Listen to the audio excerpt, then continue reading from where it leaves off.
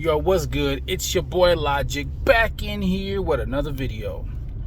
And the passing of Kevin Samuels has hit a lot of people very hard and in different ways. Some women rejoice. Some men and women say, "Hey, man, that's crazy." I mean, there might be a few men out there that try to take advantage of the situation and then finally start trying to make claims about Kevin Samuels after he can't defend himself. And I always think that's funny, because even outside of the manosphere and just in general, when it comes to maybe public figures or whatever, people tend to have so much courage after somebody dies. Whether they had a personal encounter with that individual or not, people like to start making all these comments when he's gone, because they know it's a free opportunity to say whatever the fuck they want, and he can't make a response video tearing your ideas down. So I think that's very cowardice, and a man that does shit like that can't be trusted. A woman who does that can't be trusted. So just as far as personal character comes, people who do that can't be trusted. So whether or not you like Kevin Samuels or not, the people that come out after his death that talk shit, those are the people to avoid. Because best believe when you pass or whatever, they're going to start talking shit about you too. So we can just get that out the way right there. That's just when it comes to people in general that act like that move like that, you want to avoid those type of people. All right? They are not to be trusted. They are looking for any opportunity to gain some type of clout, fame, whatever. So, but yeah, I saw a post that was comparing Kevin Samuels and Derrick Jackson. We all know Derrick Jackson, the guy that panders to women, who told them sweet nothings and put them on a path of destruction, and then was found out to be cheating on his wife with probably like multiple women and whatever, right? And then forcing her on camera. She looked very uncomfortable while he tried to make some type of confession and then try to sell his book at the same time and whatever, right?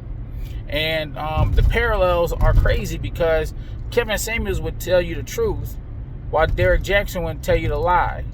Most women loved Derrick Jackson for telling them the lie, and then they hated Kevin Samuels for telling the truth. Now, here's the funny thing.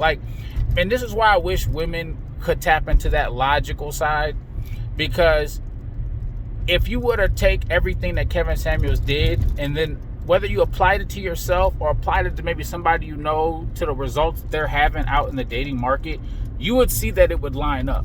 Like if you was like, man, if Kevin said 35-year-olds, who aren't in a relationship, they're like damaged goods. Now, don't focus on the damaged goods part. The damaged goods is what you're classified as after the outcome, meaning that you're single, no children, whatever, right? So you're focused on the wording, but you're not really focused on why she would be considered that, right? Now, at that point in time, women know it's like you try to push the logic down the toilet and think that it never was there, but you can just understand it just logically. Would you be able to pull more men at 25 than 35? The answer is yes. Now, a lot of women's response would be like, but I'm more experienced and I know my worth more and I can do blase, whatever, right? And I'm like, the fact that you're trying to make that leap when you actually know that men are attracted to younger, firmer, tighter women in general is ridiculous. Like I said, it's you trying to push logic down the toilet and trying to avoid accountability. The decisions you've made have led you up to 35 without a man that you respect or a husband and children. Now, here's the little secret about, like I said, you have to, instead of focus on the word play that I use, you actually have to dive a little bit deeper than the words and look at the results. Experience tends to break women. It tends to build men. And what I mean by that is women take things very personally and emotionally. The fact that you would get triggered or mad about certain words I would use proves that.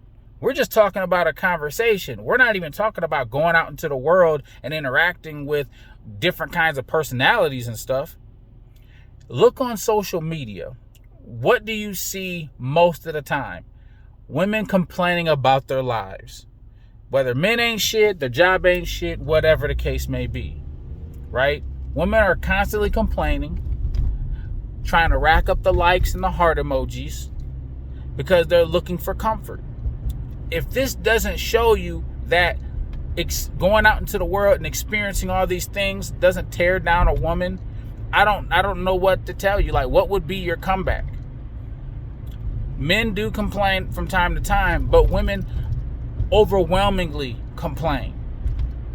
And if they're experiencing bad thing after bad thing after bad thing, you're going to become bitter. Your worldview is going to change. And what you need to realize is that men are here to protect you, physically and mentally. But you do have to pick the right guy. Women tend to find out who the right guys are around 35. When they're not fucking around with Pookies, Tyrones, drug dealers, and all. Like, just look at the videos. Let's say we focus on the black community in general, right? We look at a lot of videos, and you can find them all over the place, where women will pick a drug dealer and a scammer over a 9-to-5 nigga because it's boring. She feel like she ain't gonna have time. The type of responses that she has are very emotional responses, and this is why you need a man in your life to reel you back in from your emotions and ground you to reality, because the decisions you make emotionally typically will negatively impact your life going forward. Women tend to become more logical as they age because they can't force emotional responses out of other people as they get older. Like, you start to become invisible to most men. You start actually seeing the world for what it is. Some girls can accept it, and some girls double down and try to shame men into picking them, right? And this just shows you that women almost really never grow up.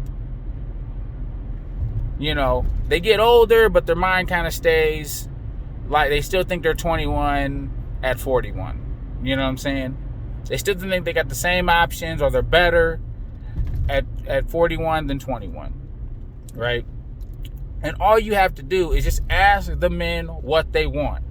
Ask men what they want. A good pile of men. Just be like, would you prefer a woman between this age and that age? You know what I'm saying?